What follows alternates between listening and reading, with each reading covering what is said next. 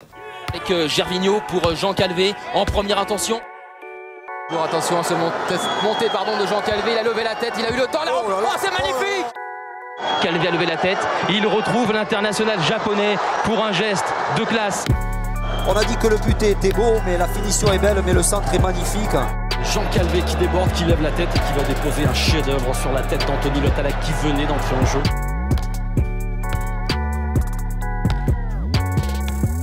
Jean Calvé face au Mussiste.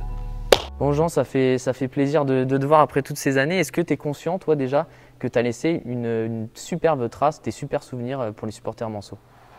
Bah, c'est réciproque. Moi j'ai passé vraiment deux super saisons au Mans. Je suis arrivé, voilà, on était une bande, j'aime dire ça, une bande de potes, parce qu'on avait tous à peu près le même âge. Et au niveau humain et sportif, voilà, ça a été vraiment deux super saisons. Quand tu étais chez nous, tu as fait 2 demi-finales de Coupe de la Ligue, une 9e place de Ligue 1. Depuis, on n'a presque plus rien fait.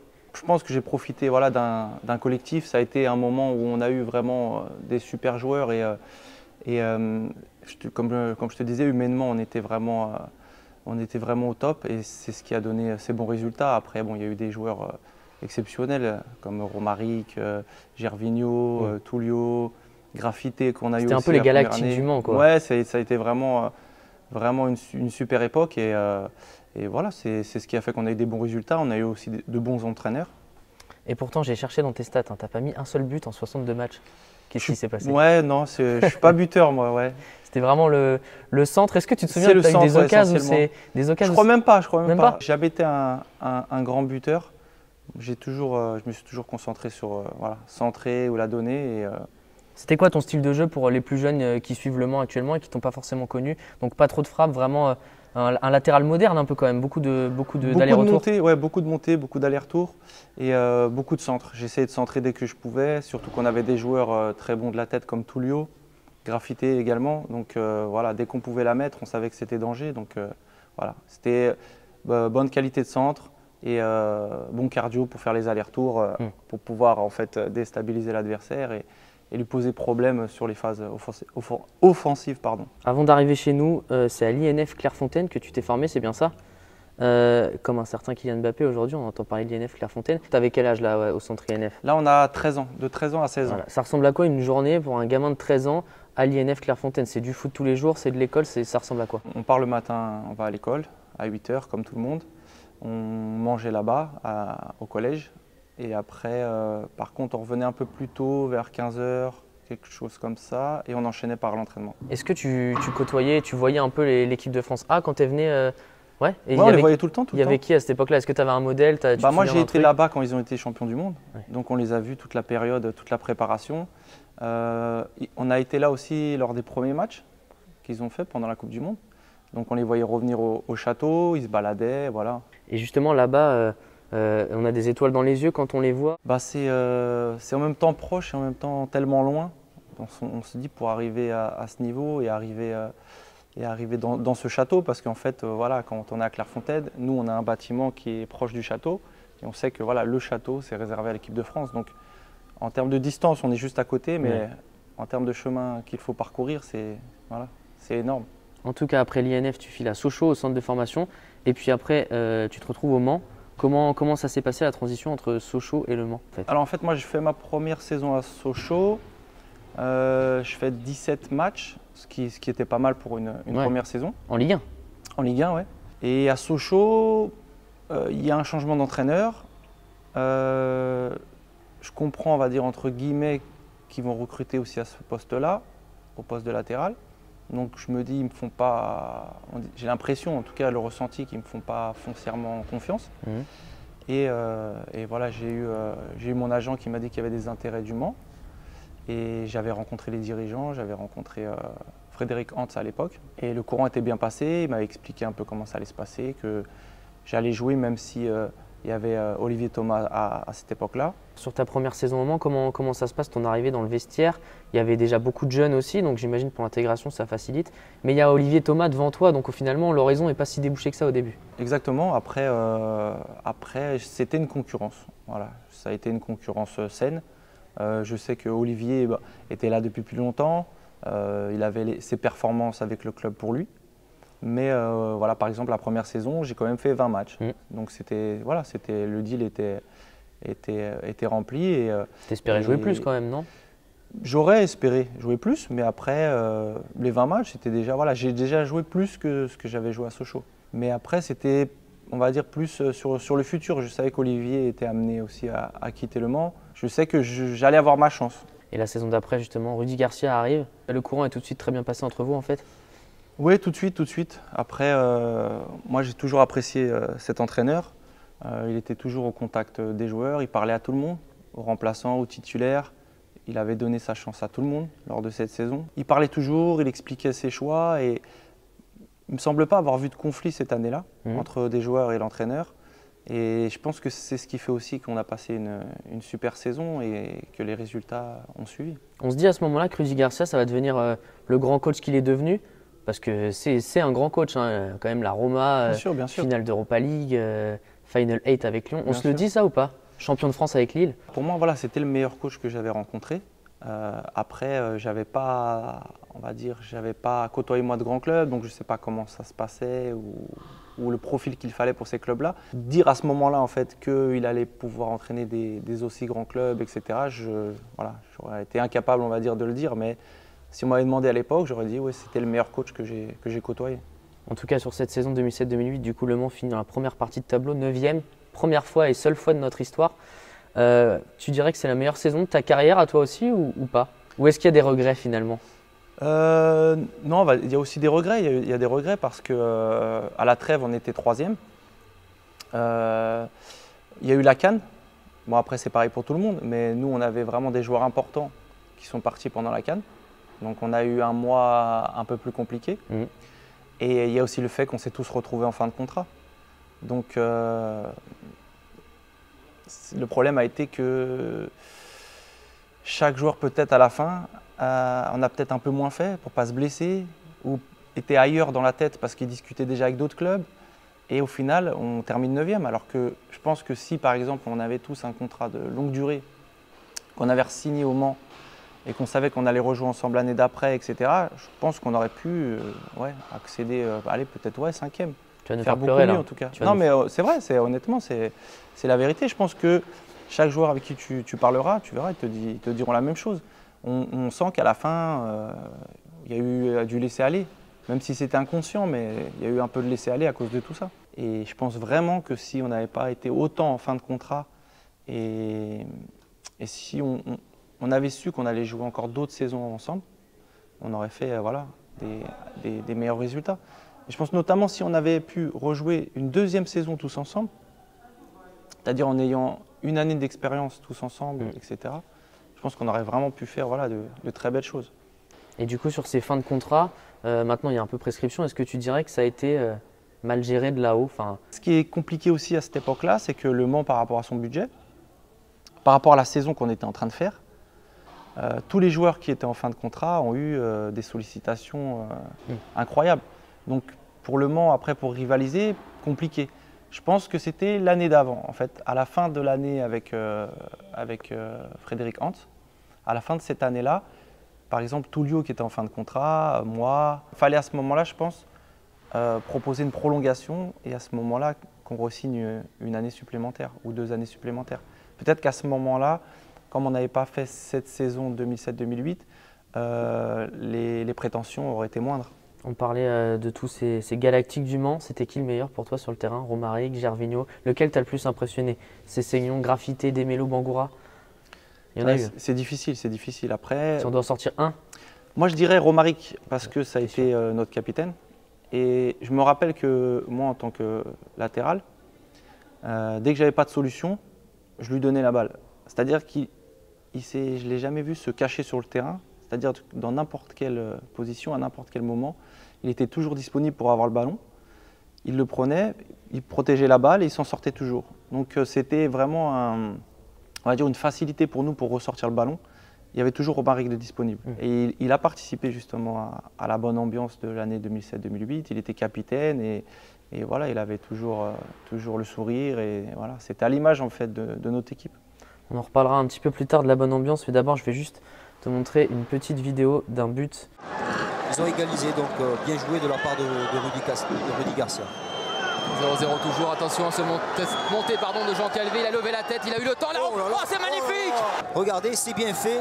Et là, on a dit que le but était beau, mais la finition est belle, mais le centre est magnifique. Le centre est magnifique, hein, c'est Daniel Bravo qui le dit. Tu te souviens bien de ce but-là? Ouais, je m'en souviens. Ouais. D'ailleurs, on mène 1-0 et au final, on finit par le perdre.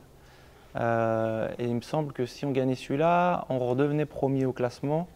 Donc on avait eu des regrets sur ce match, je me rappelle. Au-delà de ce super but, on avait eu des regrets. Quand tu centres, tu t'attends pas à ce qu'il fasse ça? Non, pas du tout. Non. Ça, c'est une inspiration qu'il a eue. Comme on peut voir sur le centre, il y a du monde dans la surface.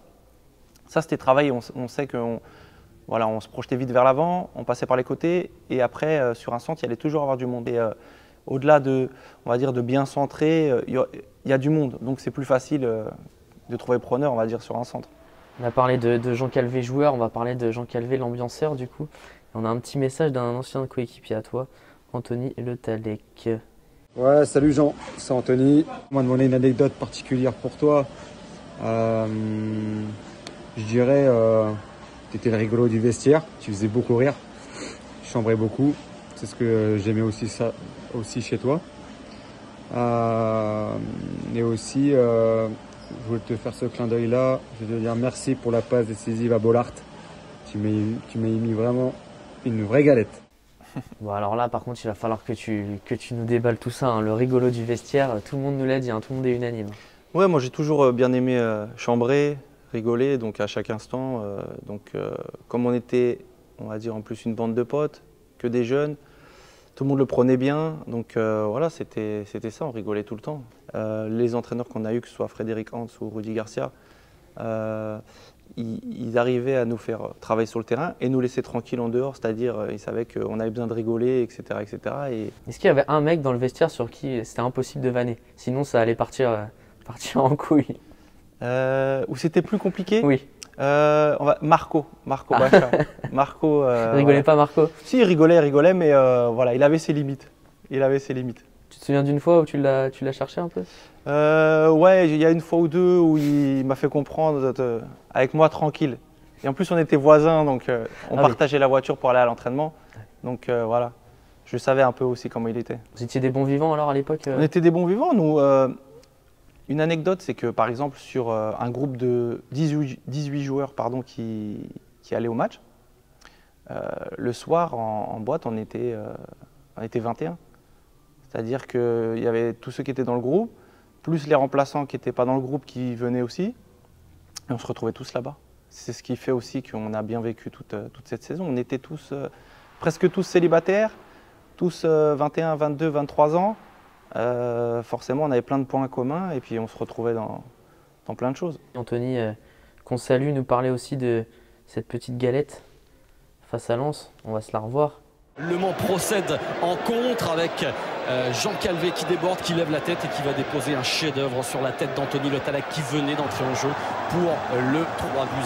Tu peux nous la décrire un petit peu? Ça, c'est la classique Jean Calvé presque. Ouais, c'est ça. C'était en toute fin de match, donc sur une contre-attaque. Je fais encore une ultime montée. Et à ce moment-là, les joueurs de Lens ont du mal, on va dire, à me suivre sur ce coup-là. Et j'arrive jusqu'à la surface. Je ne pense même pas à y aller pour frapper ou quoi que ce soit. Moi, voilà, mon réflexe, c'est tout de suite de rechercher quelqu'un. Et Anthony était là, disponible. Je sais que c'est un super joueur de la tête. Donc, je décide de lui mettre. Et puis voilà, il a fait le boulot. Faut bien choisir ses joueurs aussi quand on centre. Parce qu'il y en a qui finissent bien et d'autres moins bien. En tout cas, après ta grosse saison, donc tu es courtisé forcément par beaucoup de clubs. En plus, tu ne coûtes pas d'indemnité de transfert, donc j'imagine que ça facilite. Il y a la Lazio Rome qui est sur toi. Et à ce que j'ai lu dans une interview, tu étais sur le point d'y aller, mais tu n'as pas réussi à avoir l'avion. Raconte-moi ça. En fait, ouais, j'avais un avion le matin. Et en arrivant en fait, à l'aéroport, on a raté l'avion à cause du terminal. En fait, en arrivant, c'était pas le bon terminal, on a dû changer, etc. À Orly, c'est compliqué, non, De Gaulle? Non, c'était à Roissy, ouais. Ah, okay. Il y a encore plus de terminaux à Roissy, donc c'est encore plus compliqué. Et du coup, à cause de ça, on a raté l'avion. On en a repris un par la suite. Mais du coup, on devait aller au centre d'entraînement, visiter les installations. On devait, il me semble, discuter avec le coach, etc. Et en fait, au final, on n'a pas eu beaucoup de temps. On est juste parti voir le président dans ses bureaux.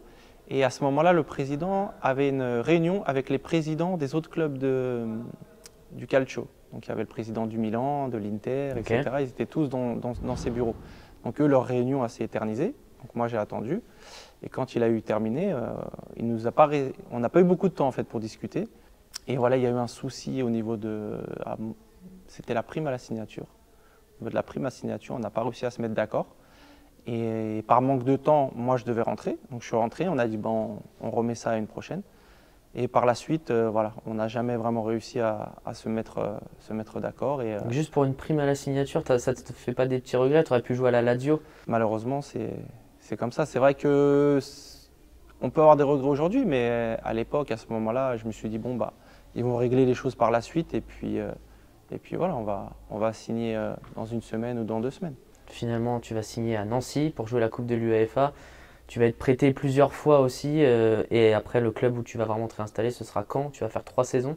Je crois que c'est le club où tu es resté le plus longtemps au final. Au final, oui. Est-ce que c'est pas un regret, ça, dans ta carrière, de te dire que tu n'as pas réussi à t'installer quelque part sur la durée? Et est-ce que ça n'aurait pas pu le faire au Mans finalement? Oui et non, parce qu'après, c'est aussi un peu la facilité. Ouais. Par exemple, j'aurais pu très bien rester au Mans, tout le monde me connaissait, j'avais fait des bonnes saisons, donc c'est plus facile, on va dire, de continuer, d'avoir son poste acquis, on va dire, et d'enchaîner les saisons. Après, relever des défis, c'est aussi ça fait partie de ton caractère, ouais, ça fait partie d'essayer de s'imposer dans d'autres clubs. On va finir l'interview avec une question de Shigi Luko. Oui. Qui était là à l'époque. Ouais. Écoute-le. Bonjour Jean, c'est Shigi, j'espère que tu vas bien. Je voulais juste savoir que comptes-tu faire de ton après-carrière, si tu voulais rester dans le monde du foot ou prendre carrément une autre direction. Allez, porte-toi bien Jean, la bise. Alors pour répondre à Shigi, tu deviens quoi Jean? Tous les Manceaux veulent savoir et n'ont pas la réponse à cette question pour l'instant. Alors moi j'ai fini ma carrière professionnelle, on va dire en Espagne. Ensuite depuis je suis rentré ici en région parisienne. Et je gère les différents investissements que j'avais fait durant ma carrière, avec mon frère notamment. Et puis voilà, après, au niveau du football, maintenant je joue en amateur, ou ici, voilà, pour prendre du plaisir. Et puis voilà. Une après-carrière dans le foot, un peu plus sur les bancs de touche, etc. Non. Alors j'ai jamais eu cette passion. Peut-être qu'un jour ça me prendra. Toi tu prendrais le car et tu dirais les gars on va en boîte ce soir quoi. Non même pas. Bah, maintenant ça y est, maintenant j'ai vieilli donc c'est derrière moi tout ça. Bon, pour finir, si tu devais retenir une image du MUC 72? Honnêtement j'ai que des bons souvenirs. Chaque fois que j'en reparle ou que je reparle avec des joueurs avec qui j'ai joué au Mans, tout de suite on en rigole, on en sourit quand on en discute. Et ça a été voilà, une belle parenthèse on va dire dans le football parce que pour tout, humainement et sportivement, parce qu'on jouait bien au football, on prenait du plaisir. Et je pensais que ça allait être comme ça tout au long de ma carrière. Sauf que je me suis aperçu que dans certains clubs, pour moi, après c'est ma vision, hein, encore une fois, on ne jouait pas forcément au football. On allait chercher un résultat, on mettait en place une tactique pour essayer d'avoir un résultat, mais on ne jouait pas au football. Pour moi, en tout cas, ce n'était pas ma vision du football.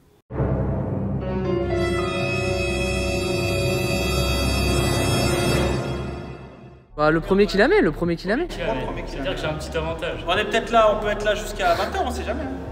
Ça va s'y garder tout de suite. Ah non. Oui, on manque un petit peu.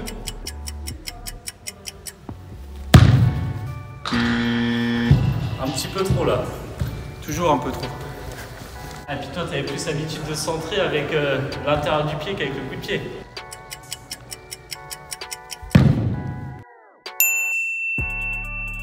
Sur 2, c'est pas mal. Là, j'aime bien que tu me mets la pression. Est-ce que Jean Calvé supporte toujours la pression? Est-ce qu'on encaisse toujours ou pas? Bon, je te laisse un Tu me laisses un troisième? Non, tu peux pas partir sur un truc comme ça. Quand même, je peux pas finir sur ça. C'est peut-être le ballon. C'est la pluie. C'est la pluie. Parce qu'en fait, depuis tout à l'heure, je voulais te laisser gagner. Là, c'est bon, on y va? On va demander la VAR. Je pense qu'il y a VAR là-dessus. J'ai entendu un bruit, moi. Je suis pas sûr. t'as gagné, tu dois lui lancer un petit truc. J'ai entendu quelque chose. En tout cas, bien joué, genre. J'assume ma défaite. Bah écoute, tu vas nous faire une petite story alors dans notre truc Instagram. Ok, très bien. J'assume ma défaite. T'assumes? Ok. Ouais. Coucou les manceaux, je peux déjà vous dire que j'ai perdu au challenge de la barre contre les musistes. Voilà, bon, c'est parce qu'on sait accueillir, on veut jamais laisser repartir les gens avec une défaite. Ils viennent nous voir, ils repartent toujours heureux.